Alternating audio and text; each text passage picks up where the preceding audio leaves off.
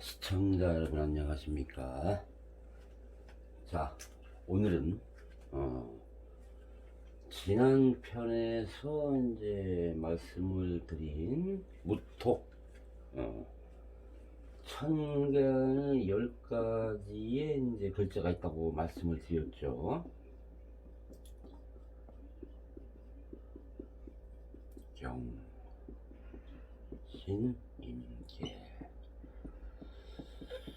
이렇게 천간에 이제 10가지의 글자가 있는데, 요 갑을 여기 목의 기운, 라고 병정 화의 기운, 이제 요까지가 강의가 되어 있고, 그것도 뭐 아주 기초적인 부분, 그냥 지나가면서 갑이라는 게 무엇이구나, 병화가 무엇인가, 그것을 이제 가장 기본적인 것만 말씀을 드렸는데, 이제 여기 중간에 10글자 중에서 순서대로 이렇게 나열을 해보니, 중간에 이제 무기, 목화토, 그리고 이제 경신, 금이 있죠. 그리고 임계, 이제 수가 있습니다.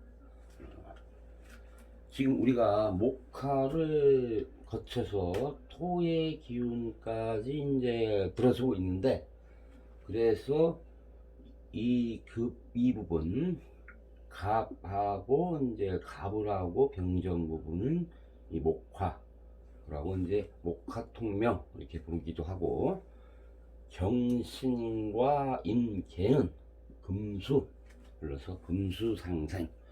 그래서 목생화, 하생토, 토생금, 금생수, 다시 이렇게 또 순환이 되는 거죠. 수생목, 이렇게 이제 순환이 되는데, 이제 토의 기운을 요거를 이제 설명을 이제 드리려고 여러분들에게 이제 강의를 지금 진행을 하고 있습니다. 자, 이 무토라는 것은 무토와 이제 기토가 있는데, 이 무토는 제가 처음에 말씀을 드렸듯이 이제 대기권을 이제 기준으로 삼아야 되는 부분입니다. 지표상의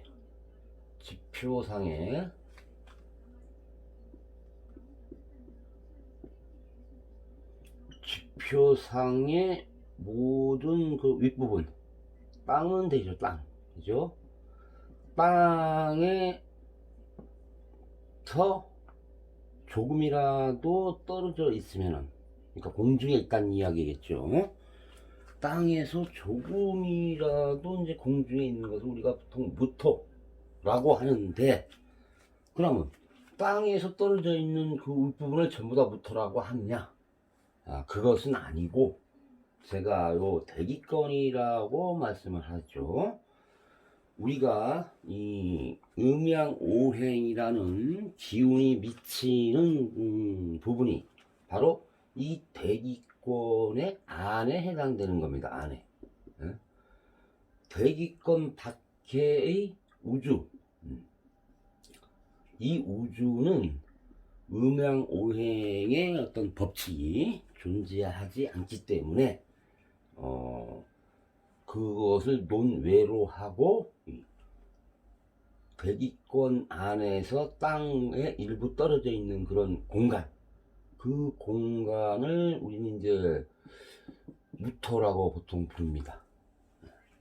요것을 이제 여러분들께서 생각을 하셔야 되는데, 어떤 책에는 무토는 뭐 큰 산, 거산 뭐 이렇게 표현을 하고, 기토는 뭐 이제 작은 산, 뭐 소산 뭐 이렇게 표현을 하는데, 이 원리는 맞지는 않는 거예요. 이 기토만이 순수한 땅의 기운을 가지고 있다고 보시면 되겠고, 물론 여기서 더 깊게 들어간다면 여러 가지 작용하는 부분이 많겠죠. 근데 우리가 지금 현재 무토를 강의하는 시간에는 이 대기권 내에서 땅 지표상의 그 공간에 대한 그런 무토의 기능을 이렇게 이제 설명을 하신다고 보면 이해를 쉽게 하실 수 있을 거라고 생각합니다. 글자를 이제 한문이라는 글자를 쓰다 보면 다 이제 그만한 또 그 의미가 있고 또 뭐 한문이 여러 가지 종류가 있잖아요. 상형문 저기 뭐 상형문자 뭐 그 해이문자 뭐 이런 식으로 형성자 이런 식으로 그런 여러 가지 종류가 있는데 그 중에서 이제 대다수가 상형문자를 많이 이제 쓰는 것이 어떤 사물의 형태를 보고 그 형태에 비슷하게 맞게끔 이렇게 이제 글자를 만들어서 이렇게 이제 사용을 하는 경우가 이제 많이 있고, 두 번째로 많은 것은 이제 형성자라고 그래가지고 하나의 글자에서 어떤 뜻이 있는 그 글자, 예를 들어서 뭐 해야 할 의자라든지 이렇게 쓰시잖아요. 이렇게 그죠? 나눌 의자 이렇게 쓰시면 요 의자가 들어가 있잖아요. 그죠? 그래서 이것을 따가지고 말씀원변의 의자, 오를 의자를 따가지고 그래서 이걸 일자를 이렇게 부르는 거죠. 이제 우리가 소리 나는 대로. 그래서 이런 걸 이제 우리가 뭐 형성자 뭐 이런 식으로 이렇게 표현을 하는데, 그런 것이 있다는 것만 이제 여러분들이 이제 이해를 이렇게 해주시면 좋겠습니다. 무토는 지금 이렇게 이제 설명을 드렸지만 가장 천간 중에서 가장 중심에 있는, 뭐 그림을 그린다 하더라도 우리가 소위 말하는 이제 이렇게 해가지고 이제 이 그림을 많이 봤을 거예요. 아마 저 강의를 좀 들으신 분들은 이 목화토 금수 중에서 이 토를 가운데에다 배치를 하고 이렇게 원을 그렸다는 것도 하나의 요건 이제 지구라고도 표현할 수가 있어요. 지구. 이 지구라고도 표현할 수가 있죠. 지구 안에 존재하는 음양오행, 그 중에서 토가 가운데 있어요. 중심에 있다는 얘기죠. 중심. 이 중심에 있으면서 나머지 그 음양의 기운인 사행이죠. 그러니까 이제 나머지 네 개의 기운을 조절하고 통제하고 관리하는 그런 역할을 하는 것이 바로 이 토의 기운입니다. 그러니까 대기권 안에서 그리고 땅 위에서 존재하는 모든 그 기토할 때는 땅까지 포함이 되겠죠. 존재하는 것을 중심에 두고 토가 중심에 있어서 나머지를 관리 통제하고 조절하는 기능을 맡고 있는 것이 이 토의 성분입니다. 특히 무토의 성분이라고 땅 위에서 존재하는 공간, 땅 위에서 존재하는 음양 오행의 법칙, 이라고 이렇게 이제 설명을 드리면 되겠습니다.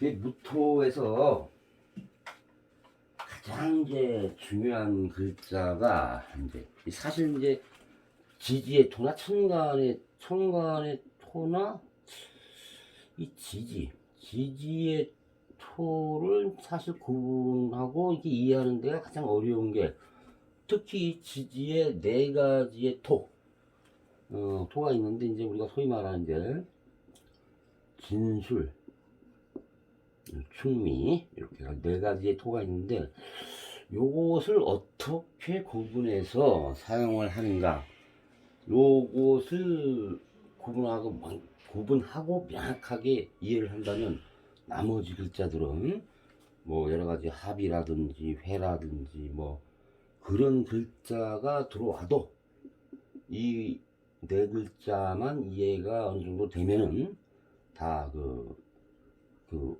음양 오행의 법칙에 의해서 나머지의 글자들의 관계, 역할을 정확하게 파악을 할 수 있다고 이제 말씀을 드릴 수가 있습니다. 사실 명리학을 공부하는 과정에서 이 토의 기운을 연구하고 공부하고 궁리하는데 상당한 시간이 좀 필요한 부분도 있기도 합니다. 그래서 차츰차츰 기본적인 이야기만 하다가 지지의 토에 들어갔을 때는 이제 다양하게 다양한 역할, 뭐 쉽게 말하면 이제 뭐 고락도 하고 이 내용만 알아주시면 됩니다. 뭐 이런 것이 있어요. 이런 글자의 의미라든지 그런 걸 이제 설명을 드리겠는데 지금은 이제 그것보다는 아직은 아주 기초적인 부분만 이제 설명을 드리는데 가장 이제 그 무토의 성질 중에 하나가 이 고중이라는 게 있어요. 단단하고 무겁다.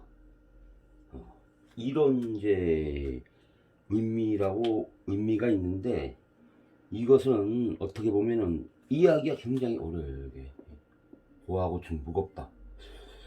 단단하다. 이게 무슨 의미입니까? 땅을 이야기하는 것인지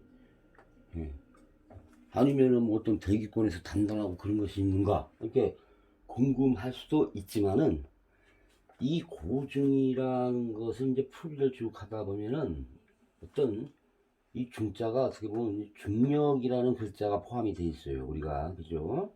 중력이라는 게 무슨 말씀인지 아시죠? 어떤 이제 당기는 힘 뭐 이렇게 그런 의미를 가지고 있어요. 대기권에서 존재하는 그 안에서 당기는 힘. 우리가 그 달하고의 관계들 이렇게 설명할 때 뭐 중력이라든지 이런 말씀을 하잖아요. 그죠? 그래서 단단하면서도 고정적으로 어떤 그 중력의 힘을 가지고 있다라고 해서 토의 기운이다 그런 글자를 적천수에서는 좀 쓰고 있는 겁니다. 예? 그 의미가 많이 할 수도 있지만은 쉽게 얘기하면은 그렇게 아주 단단한 아주 고정적이고 완전한 중력의 힘을 발휘하고 있는 공간이 바로 무토의 역할이라고 이렇게 이제 보시면 됩니다. 그냥 나중에 적천수를 읽다 보면 이게 무슨 말인지 잘 몰라요, 사실은. 그래서 미리 좀 이렇게 말씀을 드리는 거고,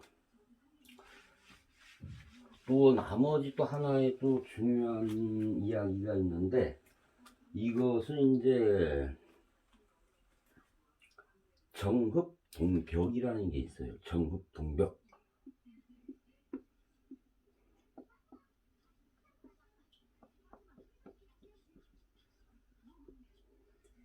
정흡동벽.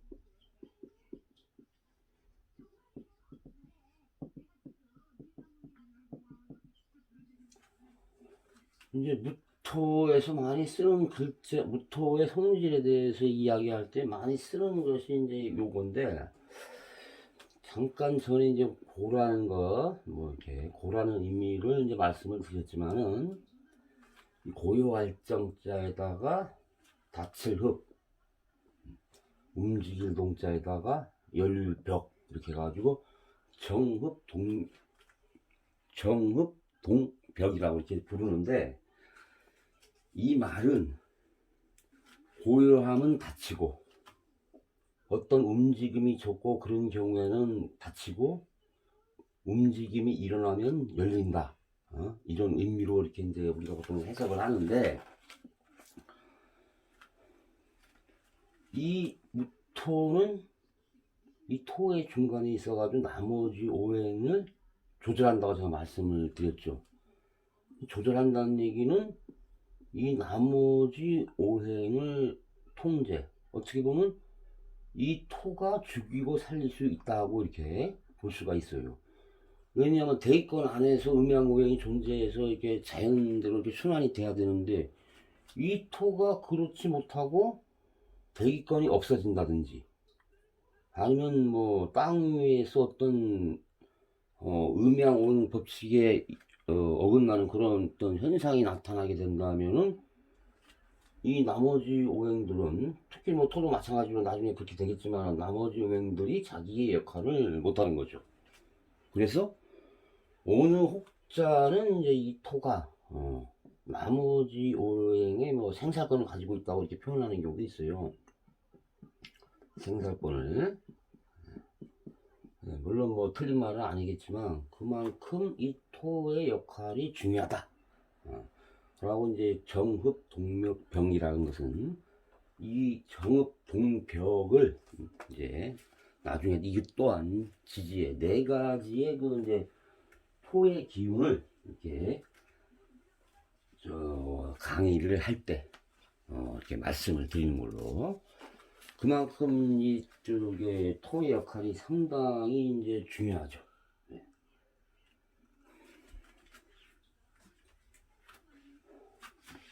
자, 그러면은 무토는 어떠한 이제 어떠한 이제 심리적인 이제 역할을 할 수 있나 해가지고 이제 말씀을 드리면, 이 경금이라는 것이 이제 우리가 마음의 이제 중심이라고 이렇게 말씀을 드렸을 거예요. 그죠? 이 경금이라는 내 마음을 이 무토가 만약에 들어서게 되면 어떻게 역할을 하냐. 이 무토하고 경금하고는 이제 그 편인의 관계가 되겠습니다. 편인의 관계. 이 인자가 도장 인자라고 그러는데, 이 인자도 그 정편이를 설명을 할 때 왜 도장이라는 글자를 우리는 편인 정인에서 쓰는가. 이 도장 인자, 치우칠 편자라고 말씀을 드렸죠. 편인하고 이제 정인이 있다고 이렇게 말씀을 드렸잖아요. 그죠? 왜 도장을 써야 되는가? 왜 이런 글자가 들어왔는가? 그것도 이제 도장이라는 개념을 설명을 할 때 말씀을 드리는 걸로 한번 해 보겠습니다. 또한 이 무토의 기운을 정확하게 이해를 해야지만이 다른 이제 글자와 연관관계를 잘 설명을 하겠고, 또 하나 이제 적천시에서 얘기하는 것이 이제 이런 글자가 있습니다. 파충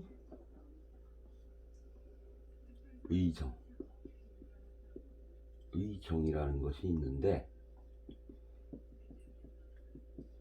이 말은 무토라는 기운은 대기권에 존재하는 기운으로서, 대기권이라고 한마디로 요약할 수 있으면 되겠습니다. 이 무토가, 이 무토라는 것이 파충의정이라는 게 있어요. 이 음양오행의 법칙에 의해서 토가 가운데 있다고 이렇게 말씀을 드렸잖아요. 중심을 잡고 있다고. 아까도 이제 고중이라고 뭐 단단한 고자에다가 뭐 중자도 쓰고 다른 또 글자도 있는데, 이 중자라는 글자도 쓰고 있습니다. 이 중자라는 글자도 이 중심이라는 뜻이거든요. 중심의 약자. 중심을 갖고 있는 이 무토는 이래서는 안 된다. 이게 무슨 말이냐면은, 요게 두려울 파자입니다. 부딪힐 충. 뭔가 이렇게 맞닥뜨리고 한다는 그런 의미죠. 그리고 마땅의자, 당연할 의자, 라고 이제 고요할 정자, 이렇게 해서 파충의정이라고 이렇게 부르는데, 이 의미는 이 무토라는 것은 다른 글자와 충하거나 부딪히거나 하는 것을 두려워하기 때문에 당연히 고요한 상태로 있어야 되겠다. 그렇겠죠. 뭐 대기권에서 존재하는 어떤 그런 이 무토의 기운이 다른 영향을 받는다든지 어떤 영향을 받는다는 게 충이라고 보시면 되는데, 그 제 역할을 못하고 해가지고 뭐 충을 한다든지 아니면 뭐 다른 현상이 나타나게 되면은 이 나머지 이제 그 사행들이 다 이제 그 혼란을 겪게 되니까 이거에서 두려워한다는 뜻이 파충. 그래서 이제 파충이라는 의미가 어떠한 충돌이나 그런 음양 오행의 법칙에 벗어나는 그런 작용을 하는 것을 두려워하니까 당연히 고요한 상태. 그러니까 움직임이 물론 뭐 움직이지 않는 것은 주역이 아니라고 했지만은 고요한 상태로 존재해야지만이 나머지 사행들도 질서 있게 움직인다. 자연이 형성된다고 이렇게 보시면 되는 거죠. 그래서 무토가 그래서 상당히 중요한 역할을 한다. 소위 말하는 우리가 대기권이라는 것이 없으면은 바로 이제 그 뭐 태양으로부터 빛을 받아가지고 뭐 지구의 온도가 뭐 급속히 뜨거워져서 뭐 산산조각이 난다든지 뭐 폭발을 한다든지 그런 현상이 나겠죠. 그래서 대기권 안에서 존재하는 그리고 땅 위의 부분에 해당되는 것을 우리는 무토 이렇게 이제 이해를 하시면 무토에 대한 기본적인 무토가 이런 것이구나 라고 이해를 할 수가 있을 겁니다. 자, 또 시간이 지났으니까 무토 이야기는 이렇게 간단하게 또 설명을 드리고 다음 장에서는 뭐 이렇게 맨날 딱딱한 이야기만 하니까 재미가 없잖아요, 그죠?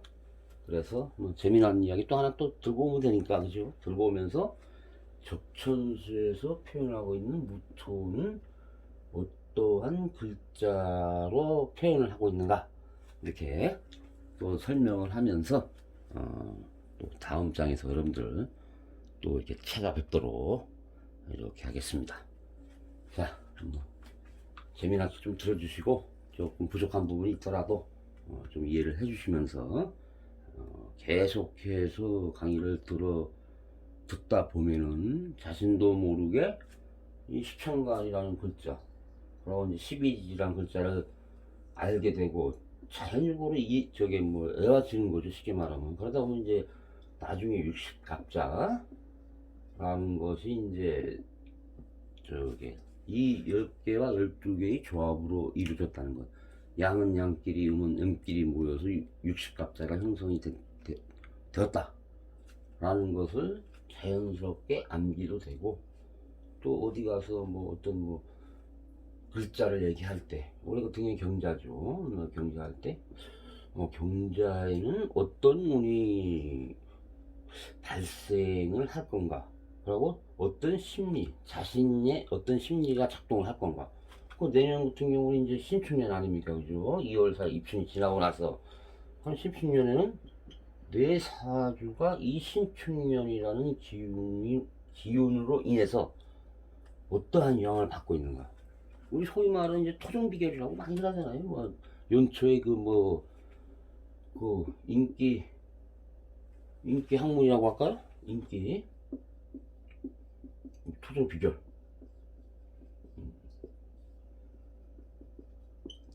토종비결은 이제 토종이라는 호를 가진 조선시대 학자의 이제 호를 따서 우리가 토종비결이라고 이렇게 하는데, 한 해의 운수를 보는 겁니다. 사실 운수. 그래서 이 60갑자를 다 이해하고 사주를 볼 수 있을 때 각각의 운을 대입하는 경우가 있는데, 그때 이제 이 운의 향방을, 기륭을 알 수 있다는 겁니다. 이까지 가려면 아직도 많은 시간이 흘러야지 여러분들이 풀이할 수 있도록 이렇게 제가 이제 설명을 해 가고 있는 겁니다. 뭐 제가 그 사주팔자를 가지고 어떠한 특정인의 사주팔자를 가지고 풀이하는 건 뭐 어렵진 않아요. 하지만 그것을 이해하는 사람은, 명리학을 공부하는 사람 외에는 이해를 못한다는 거죠. 그래서 그러한 것을 해소하기 위해서 이렇게 하나씩 기본적인 지식을 통해서 이제 머릿속에 담아 두었다가 나중에 여러분들도 어느 시간이 되면은 내 사주의 기본적인 운의 향방을 이렇게 풀 수 있도록 이렇게 좀 도와드리고 하면서 강의를 하고 있다고 보시면 됩니다. 자, 이번 시간에 이렇게 마치고 다음 시간에 또 뵙도록 하겠습니다. 여러분들 수고 많으십니다. 예, 감사합니다.